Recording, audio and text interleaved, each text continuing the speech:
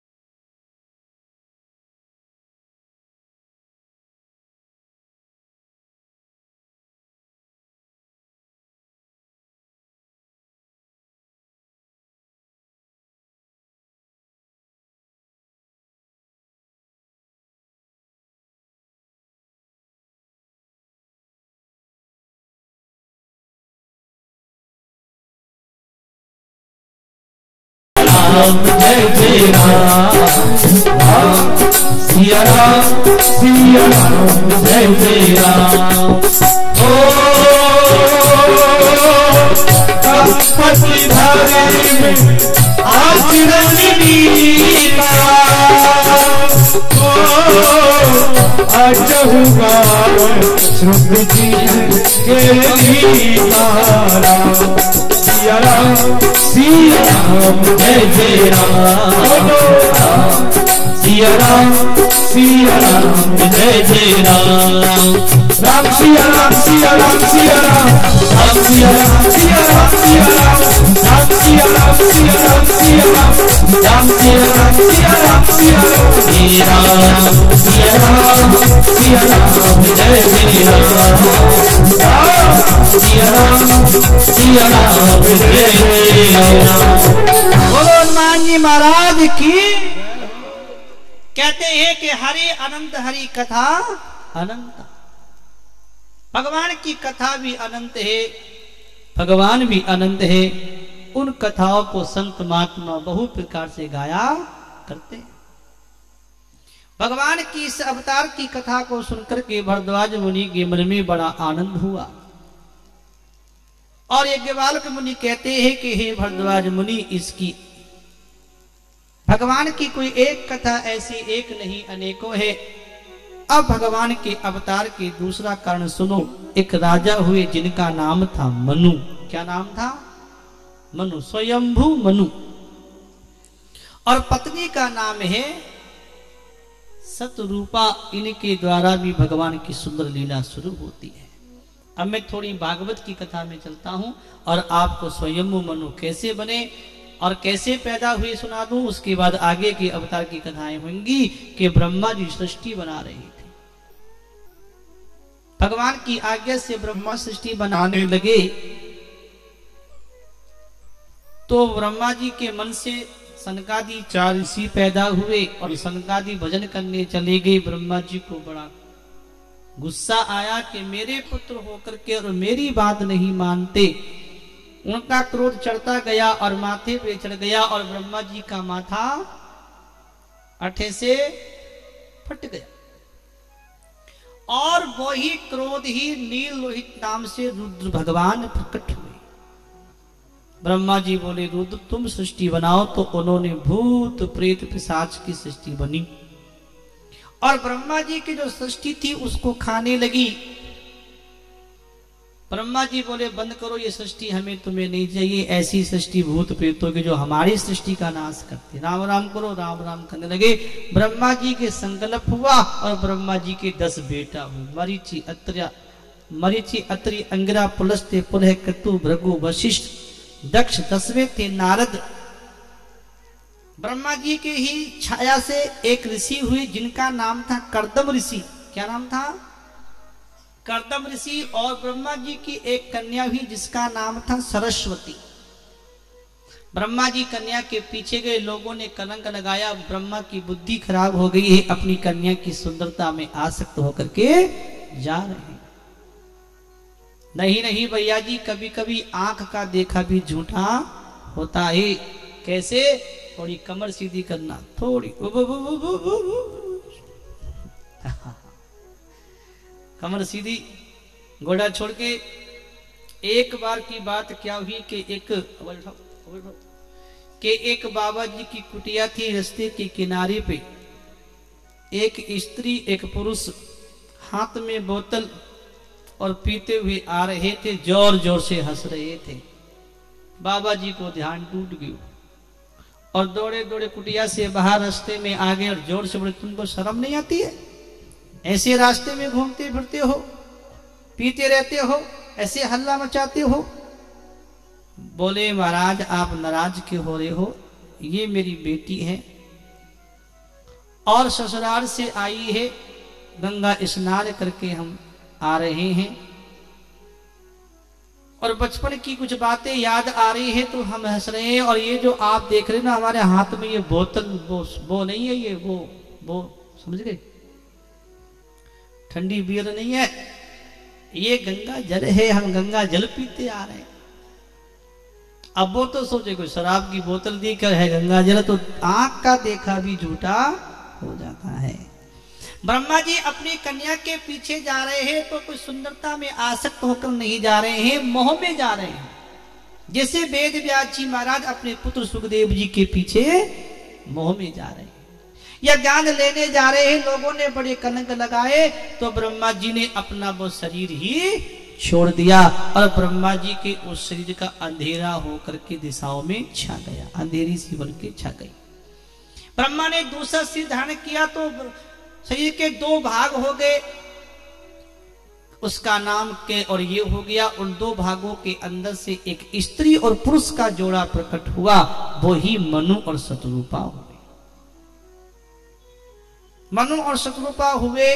ब्रह्मा ने कहा कि अब तक जो सृष्टि होती वो यज्ञ और तप से होती थी, कलयुग जैसे युगों में न यज्ञ होगा न सच्चा तप होगा, सृष्टि का कर्म रुक जाएगा।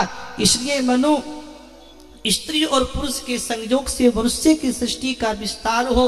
मनु शतरूपा के साथ रहकर के मनुष्य की सृष्टि बनाना शुरू करो।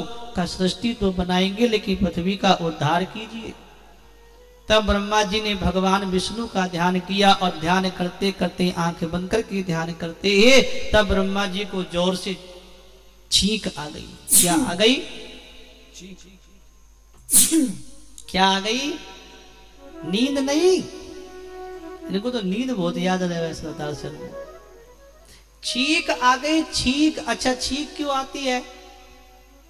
सर्दी जुकाम हो जाए तो छींक आ जाए, कभी कभी हिचकी भी आवे है कि? और जब हिचकी आवे तो लोग कहे आज मैंने हिचकी आ रही है, आज मैंने कोई याद कर लो जी। कथा सुनने को टाइम को याद करने को बैठो है। खुशकी होगी तो हिचकी आ गई, जुकाम हो गई तो छींक आ गई। और कभी कभी क्या होता है, घर की दीवार पे कोई कागलो बैठ जा और बोल जा तो माता कह में आज कागलो बोले माने बटाओ आसी आवे के मत तो सच्ची कौन लगे। अब रोज कागलो बोले तो रोज बटाओ थोड़ी आएगा।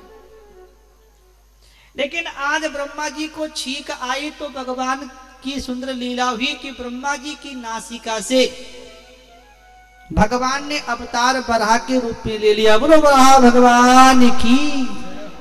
और छोटे से थे, देखते देखते बराह भगवान बढ़ने लगे और बढ़ते बढ़ते बढ़ते बढ़ते बढ़ते बढ़ते बढ़ते बढ़ते एक चट्टान के समान हो गए। सारे देवता जोर जोर से डूब जाते हैं। बोलो बराह भगवान की। बराह भगवान की स्तुति प्रार्थना करी और बराह भगवान जो थे,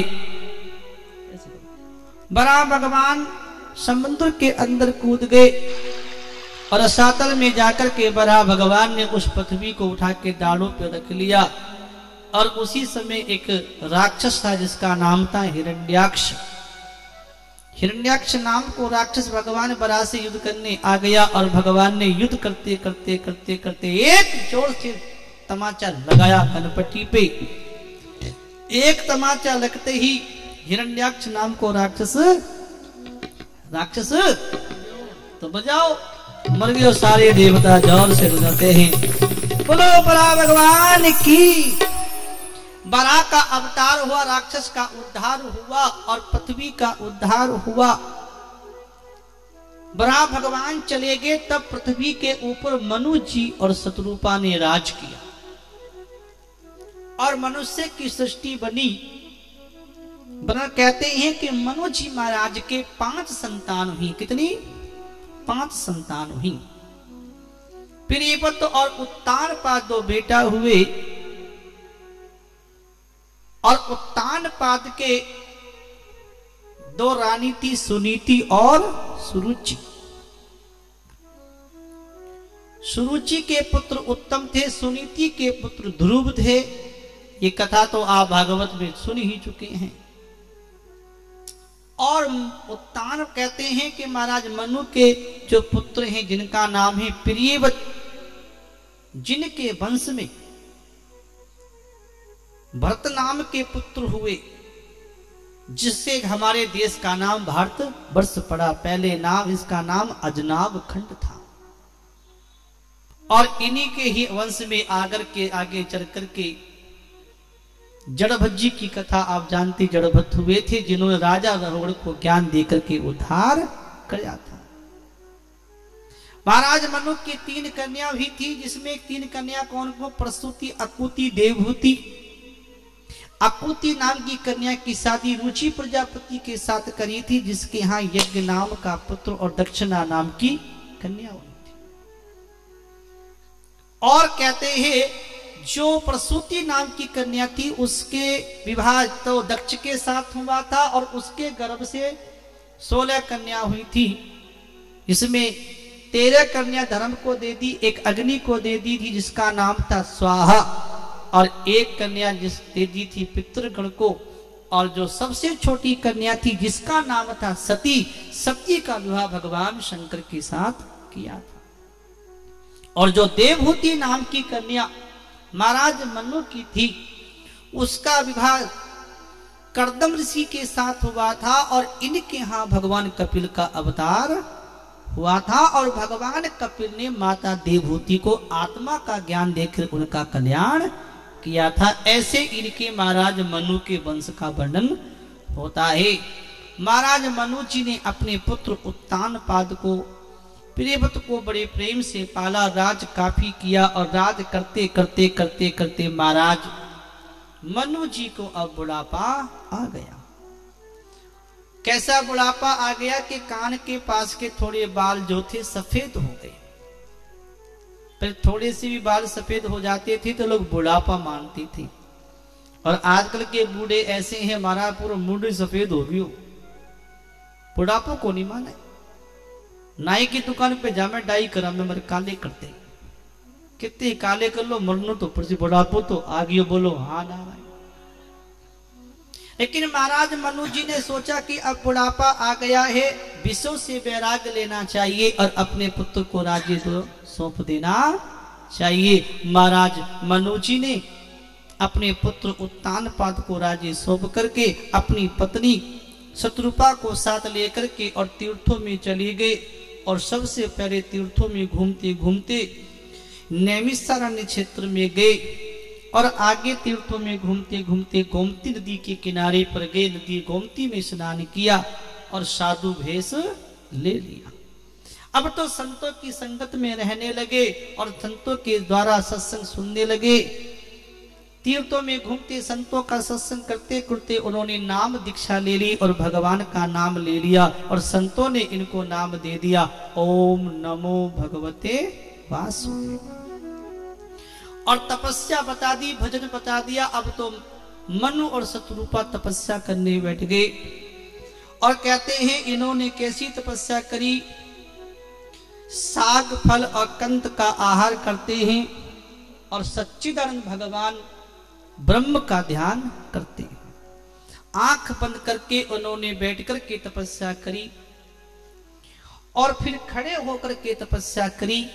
फिर खड़े होकर नहीं, फिर तो एक ही पैर के अंगूठे पे खड़े होकर के दोनों हाथ जोड़ करके ओम नमो भगवते वासुदेवा, ओम नमो भगवते वासुदेव का जप किया। कहते हैं कि केवल जल का आहार करते हैं। 6000 वर्षों तक तो केवल जल पीकर ही भजन किया। इनकी इस तपस्या को देखकर के बड़े ब्रह्मा विष्णु महेश इंद्र कुबेर आदि बड़े बड़े देवता आते हैं और कहते हैं वर मांगो वर मांगो वर मांगो। लेकिन मनु और शत्रुपा आंख खोलकर ही नहीं देखते हैं। जब सारे देवता हार गए और किसी से कुछ भी नहीं मांगा, ओम नमो भगवते वासुदेव का जप करते ही रहे। माताओं समझ में आ रही है कौन कर रहे हैं तपस्या? मनु और शत्रुपा तपस्या करते काफी समय बीत गया। तब अचानक आकाश में जोर से बिजली कड़की और आकाशवाणी हुई, ब्रह्म की आकाशवाणी, वर मांगो वर मांगो वर मांगो वर मांगो। मुर्दे को भी जिला देने वाली ऐसी सुंदर वाणी हृदय में कानों के द्वारा गई तो महाराज कहते हैं कि मनु और शत्रुपा का शरीर ऐसा सुंदर हो गया जैसे अभी घर से आए। कहां हड्डियां ही हड्डियां रह गई थी, अब तो सुंदर हो गया, आंख खुल गई। और आकाशवाणी को चारों ओर से यही सुना कि वर मांगो वर मांगो। तब राजा ने कहा कि वर तो क्या मांगे, पहले दर्शन तो दे दो। हे प्रभु हम आपके दर्शन करना चाहते हैं, अपने दर्शन हमें दीजिए। ऐसे कहा तो देखते देखते भगवान श्री राम मनु और शत्रुपा के सामने प्रकट हो गए। वो श्याम रामचंद्र की। और भगवान राम प्रकट हुए हैं। उनका स्वरूप जैसे ही मनु जी ने देखा, भगवान के नीले कमल नीलमणि मेघ के समान सुंदर सुंदर स्वरूप है। भगवान का पूर्णिमा के चंद्रमा के समान सुंदर छवि है। और भगवान श्री राम के गाल बड़े सुंदर, ठोड़ी सुंदर है। भगवान का कंठ शंख के समान है और भगवान के लाल होठ दांत सुंदर दिखाई देते हैं। चंद्रमा की किरणों के समान भगवान श्री राम की हंसी है और नेत्रों की छवि बड़े कमल के समान सुंदर कमल जैसे नेत्र हैं। मनोहर चितवन है और भगवान के मस्तक पे तिलक लगा है। और भगवान श्री राम के कानों के कुंडल कैसे हैं राजा देख रहे हैं। तुलसीदास जी लिख रहे हैं बड़े भाव में, कुंडल माके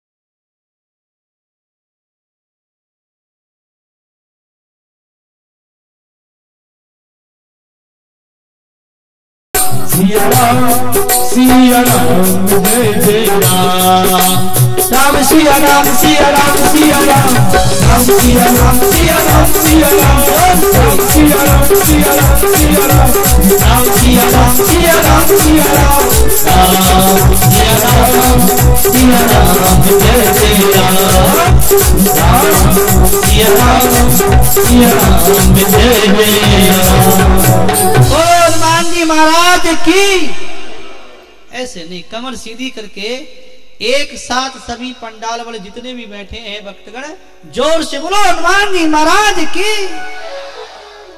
और भगवान श्री राम के कानों के कुंडल कैसे हैं, थोड़ा उठाइए। और मछली की आकृति के कुंडल हैं, बोलो हा नारायण। भगवान श्री राम के बाल कैसे सुंदर है कि जैसे भोरे काले काले भोरे होते हैं ना, ऐसी भगवान श्री राम की घुंघराले बाल है। ऐसे लग रहे हैं जैसे भोरों का झुम्मुट हो। सिंह के समान सुंदर भगवान की गर्दन है, सुंदर जनेऊ है, भुजाओं में गहने हैं, हाथी के सूंड की तरह उताब और चढ़ाव जैसी भगवान श्री राम की भुजा है। और भगवान के मस्तक पे तिलक लगा है, कमल में तरकस, हाथ में बाण और धनुष शोभा पा रहे हैं भगवान श्री राम के सुंदर स्वरूप। ऐसा कि भगवान श्री राम का पीतांबर बिजली की तरह चमक रहा है, बोलो हाँ नारायण। माताओं समझ में आ रही है के?